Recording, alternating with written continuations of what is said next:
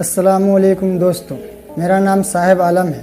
Prophet series में आज हम बात करेंगे नूह अलैहिस्सलाम के बारे में।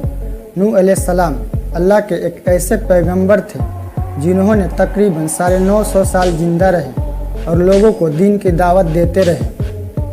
अगर आपको प्रोफेट सीरीज़ में दिलचस्पी है तो प्लीज़ मेरे चैनल को सब्सक्राइब कर दीजिए। चलिए शुरू करते हैं the real life story prophet Nuh अलैहिस्सलाम।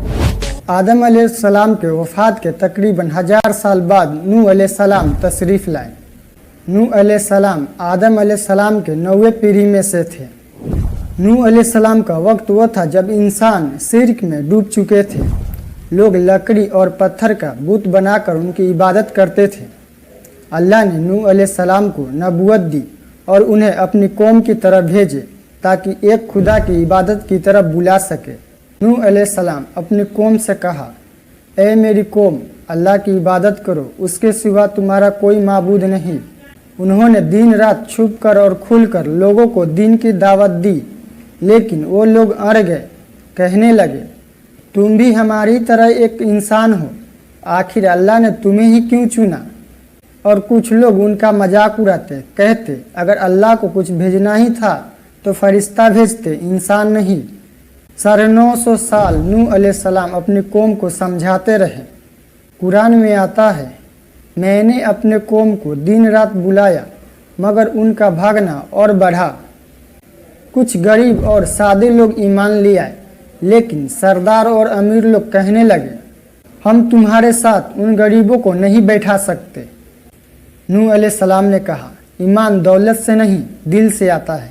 आखिरकार जब कौम ने बात मानने से इनकार कर दी तो अल्लाह ने नूह अलैहिस्सलाम पे वही नाजिल की, अब तुम्हारे कौम में से कोई ईमान नहीं लाएगा। एक कश्ती बनाओ हमारी निगरानी में और वही से। नूह अलैहिस्सलाम ने कश्ती बनाना शुरू किया, लेकिन लोग उनका मजाक उड़ाते, कहते, ए नूह, पहले तुम नबी थे, अब बरही बन गए हो। नूह अलैहिस्सलाम जवाब देते, आज तुम हंस रहे हो, कल हम हंसेंगे।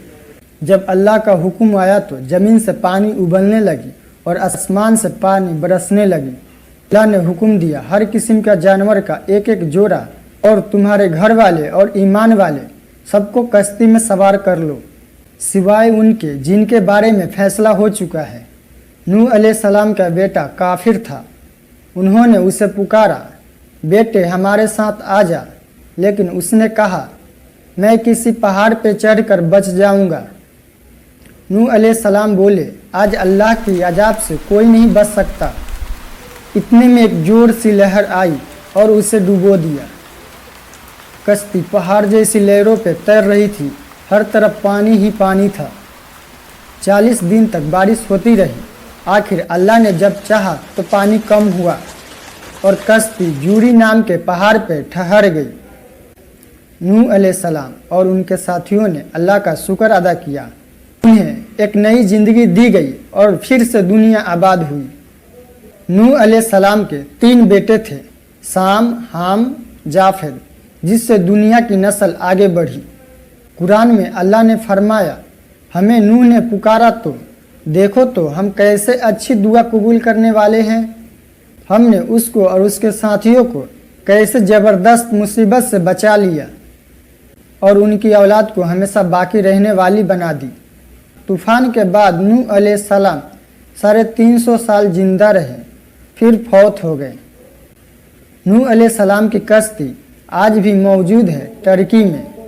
कुरान में अल्लाह ने फरमाया, बेशक हमने इस वाक़ियों को निशानी बना के बाकी रखा, कोई है नसीहत हासिल करने वाला। तो ये था नूह अलैहिस्सलाम का बेहतरीन वाक़या।